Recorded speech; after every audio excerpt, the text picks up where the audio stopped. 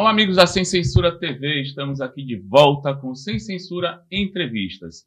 Nessa temporada estamos conversando, batendo um papo com alguns dos pré-candidatos a vereador nas próximas eleições municipais de Lauro de Freitas.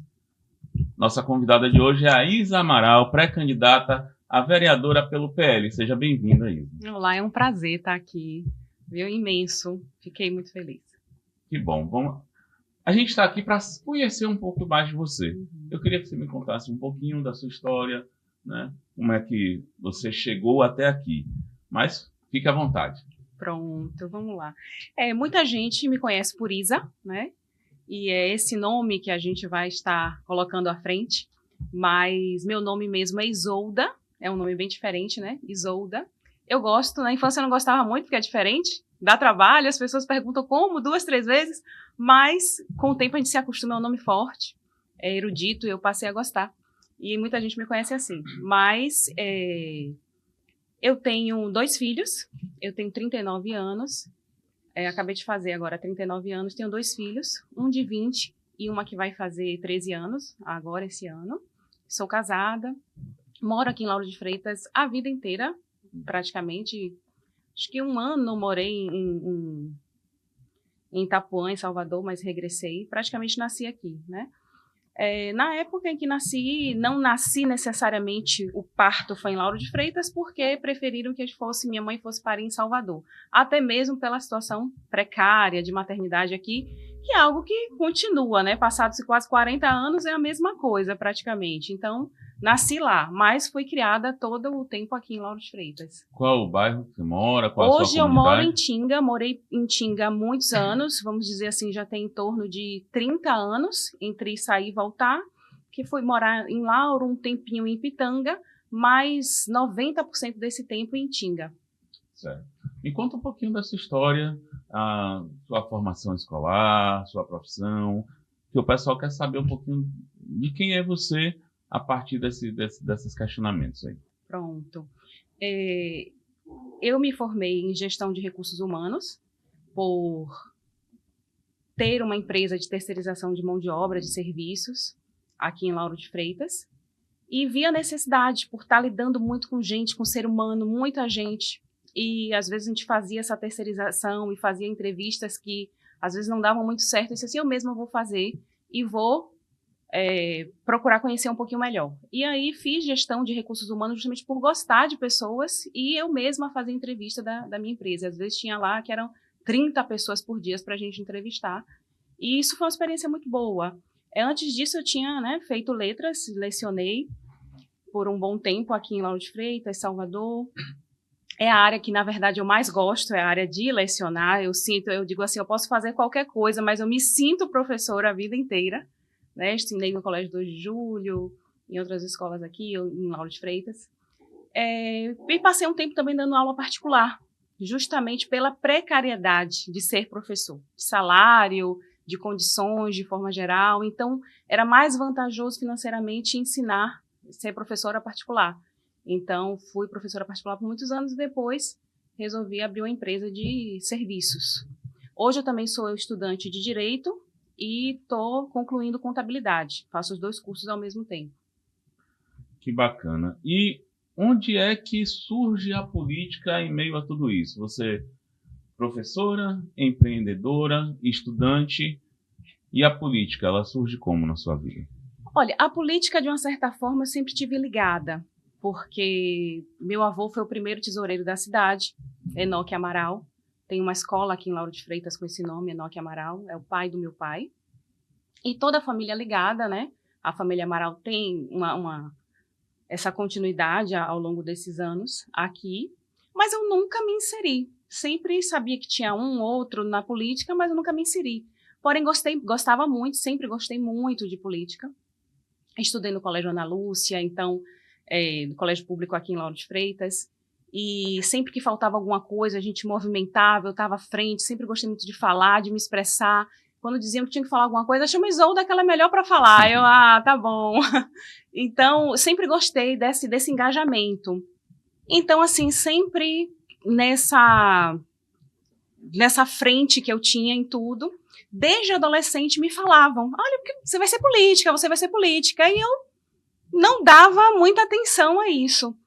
Conforme eu fui crescendo, era algo que eu queria fazer. Mas a vida da gente, na correria, como se diz, eu fui deixando isso passar, um sonho morrer. Mas, querendo ou não, sempre foi um sonho. Mas essa é a sua primeira candidatura? Essa é a minha primeira candidatura. E por que justamente agora? Por que agora? Então, passou-se todo esse tempo, eu sempre gostei, sempre envolvida nos bastidores, não digo nos bastidores, mas como eleitora, sempre muito participando, sempre comentando muito, sempre conversando, e as pessoas, elas sempre gostavam. Eu percebia que quando se falava de política, mesmo que se tinha uma opinião contrária, a gente pelo menos plantava uma ideia. E as pessoas sempre falavam muito sobre isso, eu fui guardando isso dentro de mim, mas, como eu disse, a vida do dia a dia a gente foi deixando passar. Veio a pandemia, meu filho, na época, ele devia estar com uns 15, 16 anos, ele queria ser jogador de futebol, e treinou um período, até um curto período na base do Bahia e tal, e foi quando veio a pandemia e desmanchou o sonho de muita gente, né? Então, logo depois disso, ele falou assim, não, mas eu vou ser jogador. E a gente sabe que aqui no Brasil, para você ser jogador com a idade dessa, você já pode desistir, que aqui não existe mais, seu sonho já acabou. O que é uma realidade muito diferente na Europa. Não tínhamos uma condição, mas ele é muito metódico, muito certinho, e ele foi juntando dinheiro para ir. Quando tinha 18, fez 18 anos, ele disse, agora eu quero ir, eu tenho dinheiro para mim, ainda para pagar parte da sua passagem, para a gente ficar lá um tempo. Eu falei, sério. Me mobilizei e fomos. Quando eu cheguei lá, eu vi uma outra realidade que a gente sempre ouve falar, eu nunca tinha viajado para o exterior, e a gente vê uma realidade que quem ama o seu país, quem ama a sua cidade, você quer aquilo para a sua cidade, o seu país. Então, quando eu vi a questão de mobilidade, a questão de educação, pessoas que nem eram... Eu fui para Portugal, então não é um dos países mais ricos da Europa, ao contrário. Então, ao chegar lá, eu vi que tantas pessoas tinham uma educação tão boa, falavam 2, 3 idiomas com tanta facilidade, estudando em escola pública, e mesmo sendo pessoas que não tinham nenhuma condição financeira tão grande, eu falei, por que o nosso país é tão atrasado? Não é? Por que é tão diferente o que a gente vive? E quando eu fui vendo, principalmente mobilidade, como as pessoas quase não usam carro no seu dia a dia, porque o transporte é muito bom. Quando eu vi a questão da segurança, por exemplo, e quantos casos, inclusive recentemente, antes de eu ir para lá, um dos colegas do meu filho, né, vizinhos do prédio, tinha sido assaltado, apanhou, e eu ainda fiquei com isso na cabeça quando eu falei, gente, que absurdo, fiquei com pena do rapaz. Quando a gente chega lá, a gente vê uma realidade de segurança de você caminhar nas ruas 2, 3 da manhã, você deseja isso. Eu fiquei com aquilo na cabeça, eu passei pouco tempo, meu filho continua morando lá. Treinou num clube e tal, e tá morando lá. E eu voltei. Quando eu voltei, a nossa mente não é mais a mesma, mesmo que a gente passe pouco tempo. E aí tudo foi culminando, as coisas elas foram se encaixando. É como se fosse assim, aquilo que você tinha guardado, você nunca procurou por fazer, mas parece que as coisas foram se encaixando. Porque, coincidentemente, as pessoas começaram a falar. Eu lembro que quando eu voltei para cá, a gente se depara com a diferença das vias, por exemplo, e eu dirigindo aqui, a gente pode dizer que, como estão chamando Lauro de Freitas, de buraco de Freitas, né? Porque estão chamando a cidade dessa forma, de tantos buracos que aqui tem. Então, quando eu cheguei aqui e dirigindo, eu tive um problema com o veículo por causa de buraco. Eu falei, gente, que coisa diferente. Porque às vezes você cai, você reclama, mas de uma certa forma a gente meio que se acostuma de tanto ver aquilo. Quando você sai um pouquinho e vê como é diferente em outros lugares, em outra cultura, e você chega aqui e você vê que aquilo é um absurdo, você pagar os impostos e você não ter nenhum retorno disso, ou pouco retorno, você começa a ter uma ideia de requerer aquilo de verdade, não só de reclamar numa mesinha de um bar, em casa, e de realmente querer fazer. E as coisas elas foram se encaixando, as pessoas eu comecei a conversar de política, sem nenhuma pretensão, as pessoas continuaram falando aquilo que eu ouvia, recordou a minha memória, de que eu gostava de política, de que um dia eu queria fazer parte, mas deixei esse sonho morrer. Mas quando eu vi aquele modelo lá fora, viajei para outros países também lá dentro da Europa, e vi o que eu vi lá fora, eu disse assim, seria tão bom que o nosso país tivesse, e uma cidade como Lauro de Freitas, com um PIB tão alto, uma cidade tão importante dentro da Bahia, dentro do Nordeste, e do jeito que está largada, eu cresci aqui, então são quase 40 anos, você passa ali naquela passarela da Estrada do Coco, e você vê que ela tem a mesma aparência de 30, 40 anos atrás. Então, é a entrada da cidade, totalmente largada, e você olha e diz assim, não tem necessidade disso, na verdade isso é uma má gestão. Então, quando a gente começa a pensar, começa a sair da caixa, começa a pensar e dizer por quê? Política, na minha opinião, já é feita de uma forma é um pouco, vamos dizer assim, errada. Não acho que deveria ser levado tanto por esse lado. A gente elege uma pessoa não por competência, muitas vezes. A gente elege uma pessoa por afinidade. Então, eu tenho que parecer boa, eu tenho que ser sorridente, eu tenho que beijar a criança que eu não quero beijar. Isso é o político de forma geral, falando do político. Eu quero fazer uma imagem que eu nem sou. Por quê? Porque o meu eleitor vai me eleger pelo que eu demonstro que sou, e não pelo que eu sou, e nem pelas competências que eu tenho. Não é verdade? Então, já se faz política de uma certa forma errada, né? Então, muitas vezes a gente elege quem não deveria eleger porque não tem competência para estar ali, mas porque a gente teve afinidade com aquela pessoa. Então, eu fico pensando assim, poxa, eu tenho uma empresa, eu tenho uma escola, eu na área de educação, eu tenho uma escola. Por exemplo, eu vou fazer uma entrevista para colocar uma professora de português.